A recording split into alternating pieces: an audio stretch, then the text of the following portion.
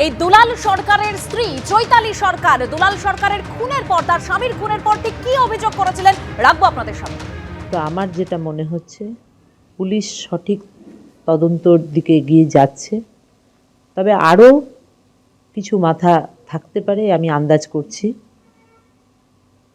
আর আমি আমার দলের উপরে এবং আমার নেত্রী, আমার মাননীয় মুখ্যমন্ত্রীর ওপরে এবং রাজ্য সভাপতি সহ আমি অভিষেক বন্দ্যোপাধ্যায়ের উপরে ভরসা রেখেছি যে তারা এই সিদ্ধান্তকে সঠিক যে পুলিশ কাজ করছে বা করবে, এটা আমার বিশ্বাস যে তারা এই বিষয়টি দেখবে। আমি তাদের উপরে ভরসা রেখেছি,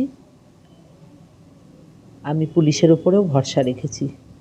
আগামী দিনে সঠিক আরও যদি কেউ থাকে তাদেরকে বার করবে খুঁজে। 2022-এর নির্বাচনের সময়তেও তারা, তখনও আমরা দেখেছিলাম যে চেষ্টা করেছিল, আমরা অনেক জায়গা থেকে এগুলো শুনতে পাচ্ছিলাম যে এরা যুক্ত আছে এবং সেটা যে এতদিন ধরে রাগ পুষে এরকম করবে বা আরও মানুষ যারা এতে যুক্ত আছে, আমার যেটা মনে হচ্ছে তারা এরকম একটা এত বড় ঘটনা ঘটাবে এটা আমি কল্পনার আমার কাছে বাইরে।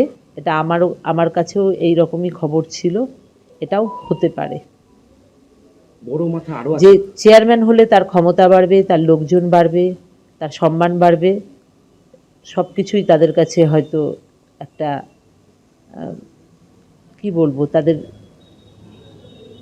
হিংসার কারণ হতে পারে, তাদের নোংরা মানসিকতার কারণ হতে পারে, সবসময় ক্ষমতার জায়গায় থাকার একটা প্রচেষ্টা সেটা হতে পারে, ক্ষমতা হারিয়ে গিয়েছে বা হারিয়ে যাচ্ছে এরকম হতে পারে। বলছি একটা মাথা তো গ্রেপ্তার হলো, আরো মাথা আছে মনে করছে? সেটা অবশ্যই হয়তো আছে এবং সেটা পুলিশ তদন্ত করে বার করুক, আমি এটা চাই। অর্থাৎ দুলাল সরকার খুনে তৃণমূল নেতা সহ গ্রেপ্তার করা হলো আরো দুজনকে। ধৃত নরেন্দ্রনাথ তিওয়ারি ইংরেজ বাজার শহর তৃণমূল সভাপতি। এই নরেন্দ্রনাথ তিওয়ারিকে রাতভর জিজ্ঞাসাবাদের পর গ্রেপ্তার করা হলো। তার কথা বয়ানে অসঙ্গতি ধরা পড়েছে বলে মালদা পুলিশ সূত্রে খবর পাওয়া যাচ্ছে। এবং যে খবর ইতিমধ্যেই সামনে আসছে যে 2022 পুরো ভোটে ভাই সহ আক্রান্ত হন নরেন্দ্রনাথ তিওয়ারি, আর যেখানে দুলাল গোষ্ঠীর বিরুদ্ধে হামলার অভিযোগ ওঠে। অর্থাৎ যে প্রশ্ন, সেই শত্রুতার জেরেই কি খুন দুলাল সরকার? সরাসরি চলে যাবো আবারও ময়ূক ঠাকুর চক্রবর্তী আমাদের সঙ্গে এই মুহূর্তে রয়েছেন। ময়ূক, একটা বিষয়, যে তথ্যগুলো তুমি দিচ্ছিলে এবং এই দুলাল সরকারের স্ত্রী তিনি আরো বলছেন যে আরো বেশ কয়েকজন মাথা রয়েছেন এখানে, অর্থাৎ একটা যে বিষয়, তাহলে গোষ্ঠীদ্বন্দ্বে কি খুন হলেন দুলাল সরকার?